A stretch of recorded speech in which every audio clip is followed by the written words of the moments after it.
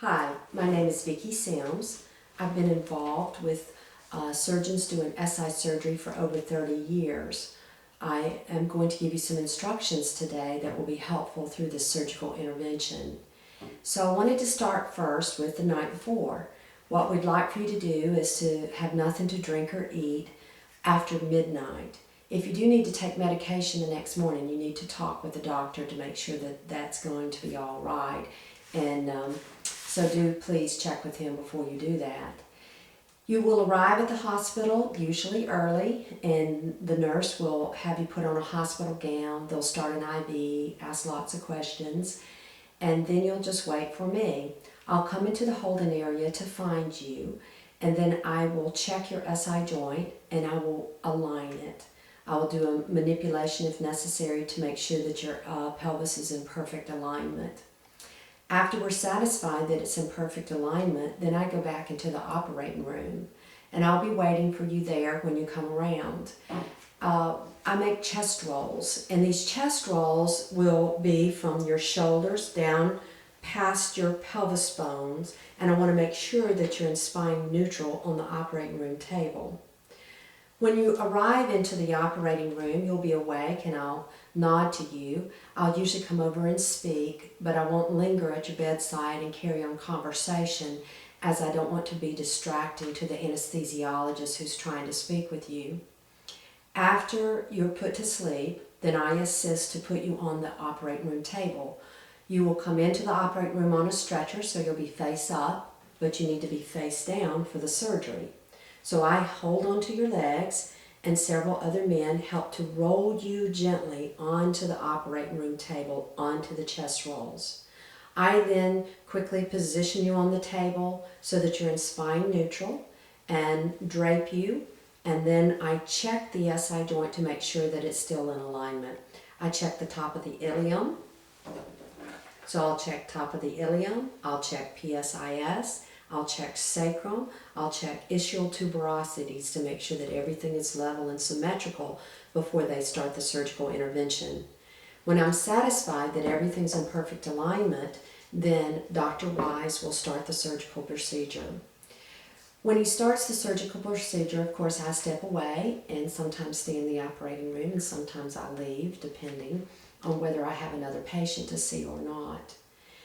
The surgery will take anywhere from 30 minutes to 2 hours, and I'll talk more about that when I'm talking about the different surgical interventions. But after the surgery, then you'll be rolled back onto a stretcher and you'll be taken to the recovery room. You will recover for possibly an hour to 2 hours and then taken to your hospital room. Most patients will stay in the hospital overnight and go home the next day. If you have unusual circumstances or more pain than we anticipated, then you are allowed to stay in the hospital for another day if you need to. After you are discharged from the hospital, you may, of course, return home if you live locally.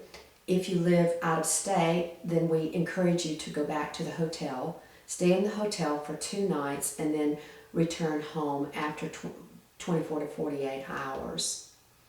Now, let's go back and talk about the different surgical interventions, and then we'll proceed with your post-op instructions. For the surgical interventions, there's 4. The first surgery that we do, and we do this one probably most often, is insertion of cannulated screws. In this surgery, you will have a screw, a titanium screw, and it's very light and it's a very heavy metal, so it won't break. These screws do not work out over time. They're going to be there permanently. I have patients who have cannulated screws in their SI joint that's been there for 30 years. So you'll have no problems with this. When he's doing cannulated screws, what he does first is there'll be x-raying, and he'll put a stamen pin, it's about the size of this pin here, straight from the ilium into the sacrum. He will x-ray, he'll run an EMG study to make sure that the pin is not too close to the nerve root, and when he's satisfied that all is in good placement, then he will take the cannulated screw and drop it down over top stamen pin, because it's a guide pin, he'll take a hand screwdriver and he screws the ilium, the screw from the ilium into the sacrum. Re-x-rays, he runs the EMG again to make sure that the screw is not too close to the nerve root. And when he's satisfied that everything is in good placement, he'll take his fingers and pull the stamen pin out of you. Then the screw is through the ilium into the sacrum and flush down to the bone. It takes about 20 minutes to do a fixation, and it's done through puncture wounds. You'll have no open incision. Most patients do not have a lot of post-op pain, and you're not required to walk with crutches or any assistive device. The second surgery that Dr. Wise may do or choose to do is called a traditional fusion. In a traditional fusion, you do the exact same thing with the cannulated screws. So the screws are put across the joint. Then he would make an incision over the joint, and he would go in and chisel away some of the bone from what's called the inner table of the ilium. He takes that bone and puts it over in a little bowl, and then the nurse then will prepare your bone with some other bone graft material usually and some growth factors to stimulate bone graft. And they'll make a paste. While they're doing that, he is cleaning the joint out. He's cleaning any arthritis that may be in the joint. He's cleaning the joint out. Then he takes the bone paste that's been prepared for him and he stuffs it into the joint. When it's in the joint, then he just sews up the muscles and the skin, and then that will become a fusion. The bone graft material will fuse the joint, and of course the cannulated screws will hold the joint in alignment while the fusion is taking place. In this particular surgery, you might want to walk with a walker or crutches for the first 3 or 4 to 5 days, but then crutches or walkers are not required after that time, and you really don't even have to use crutches and walker unless you're uncomfortable walking without those.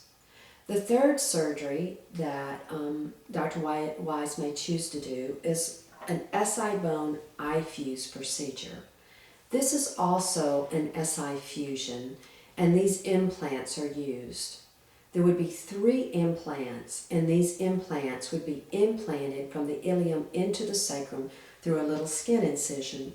So a small skin incision is made here, and then a round tube is tunneled down through the soft tissue, and the implant is placed through the tube and from the ilium into the sacrum. You would have 3 implants placed in a line. The implants have a porous solution or a porous material, almost like a cement, it feels like, around the cannulated screw, and the bone will grow to that, so it will create a bone fusion. This implant, as it goes through the joint, and there's 3 right in a line, will destroy any arthritis that's in the joint. So you're destroying the arthritis and you're getting a fusion, and it's through a minimal skin incision. So you and Dr. Wise may decide that this is the type of fusion you would like if a fusion is indicated. Now, you're probably thinking, do I need a fixation or a fusion?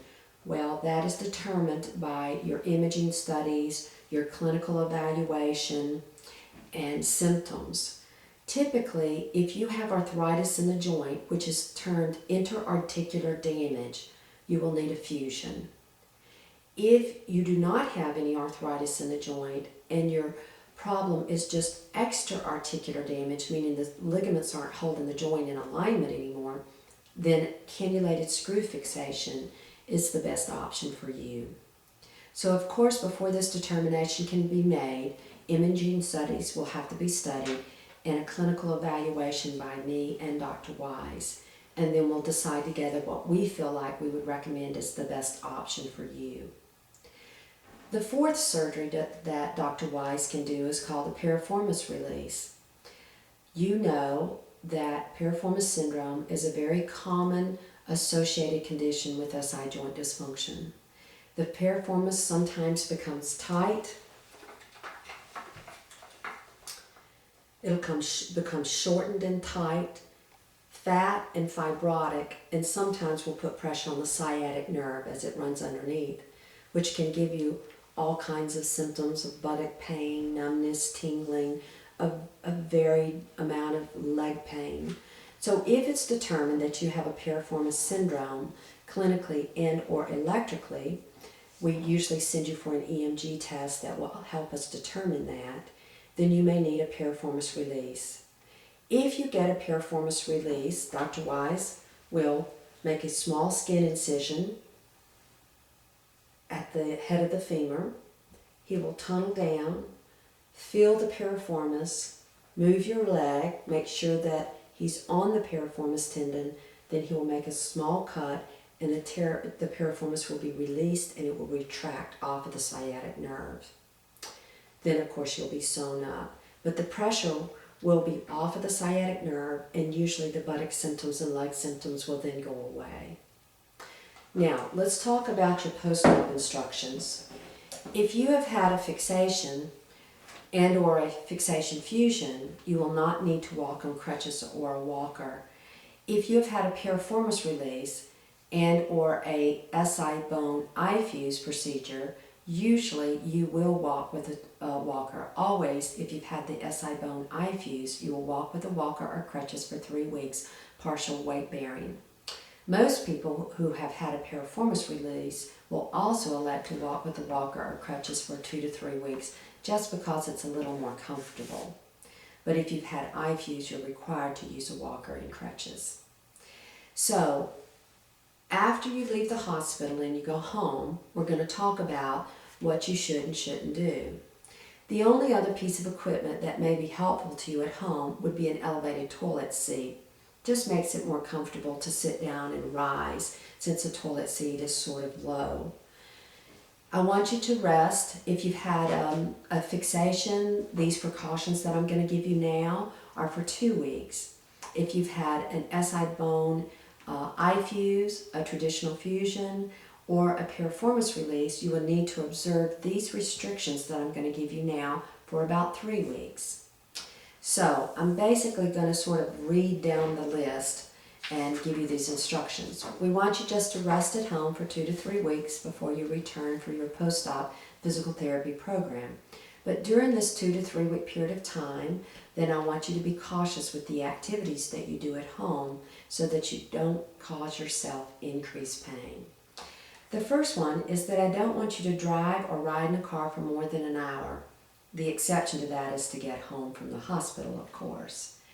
I don't want you to sit for longer than approximately 1 hour. So it means you can sit up for an hour, then you need to stand, walk, move around. People will tell me who have had this surgery that if they move around and assume different positions, they can be more comfortable during this post-op period of time. No standing or walking for longer than 15 minutes. Avoid bending and twisting at the waist, so I don't want you to bend over and twist. Sit straight with a pillow to the small of your back. We don't want you sitting in a slumped position. No lifting anything heavier than about 10 pounds, which is 2 pounds more than a gallon of milk. A gallon of milk weighs 8 pounds. We want you to avoid stair climbing if you can. It doesn't mean you can't stair climb, you can, but minimize that during this post-op 2 to 3 weeks. I don't like for you to stand on one leg, single leg stand, as to put your pants on or your shoes or to shave your legs. Sit down to do those activities. And I don't like you to participate in any type of activities, exercise activities, until you return to your physical therapist, which will be for a fixation 2 weeks and for a fusion 3 weeks. When you return to physical therapy, then you will start a post-op exercise program which I have developed for you. And that program I would like for you to follow exactly. Some of you will be seeing me for your post-op program. Some of you will return to your local physical therapist, and you please take them a copy of the post-op protocol so that they can follow it. Look at the protocol, keep a copy for yourself, and don't deviate off of the protocol. You'll be a lot more comfortable if you do this post-op protocol that I've developed over years of studying what makes it kind of better and worse. I think you'll be a lot happier in your post-op protocol. It's very important that you do your post-op protocol, and because if you don't do the post-op protocol, you're not going to change the muscle imbalance that you get with an SI joint dysfunction. So be sure to do the 6 weeks of physical therapy. I usually recommend 2 to 3 times a week visiting with your therapist for 6 weeks. Always, that's the minimum. But many of you who have been very disabled with SI joint dysfunction will need to attend physical therapy longer, even up to 6 months after the surgical intervention. It just depends on how disabled you were with the condition before you had the surgery. During the 6-week period of time that you're seeing your physical therapist, I would like for them to also do ultrasound and massage to the buttock and to the scar area. And these are important treatments as well, so I do not want those to be omitted. One of the most important parts of the program, or two of the most important parts of the program, is a place in the post-op program at 4 weeks where you start balancing challenging activities. And I absolutely insist that you progress to those so that you can rewrite the sensory motor program in your brain and make the muscles work in a more normal position. The other single most important thing that you can do is to be sure that you are stretching your piriformis and the physical therapist is stretching your piriformis. Everyone who develops an SI joint dysfunction has a coexisting piriformis problem as well. So we want to make sure that you get that stretched out before you start a walking program. I do not want you to participate in a walking program until you are somewhere between 8 to 10 weeks post-op. And then when you start your walking program, if you start developing buttock achiness, it means you're aggravating the piriformis and it's not stretched well enough. So you need to do some more stretching before you start the walking program again. Let's talk about long-term restrictions. They're really not many, and some of them seem a little silly, but I'm going to tell you anyway. I don't want you to bungee jump. I don't want you to parachute. I don't want you to rock climb, and I don't want you to do step aerobics. I don't want you to use a Stairmaster, and I don't want you to engage in any activity which could cause you to have a rolling, tumbling fall. I don't like for you to have chiropractic manipulations of the low back, although you certainly can see your chiropractor for mid-thoracic manipulation or neck manipulation. That's perfectly fine.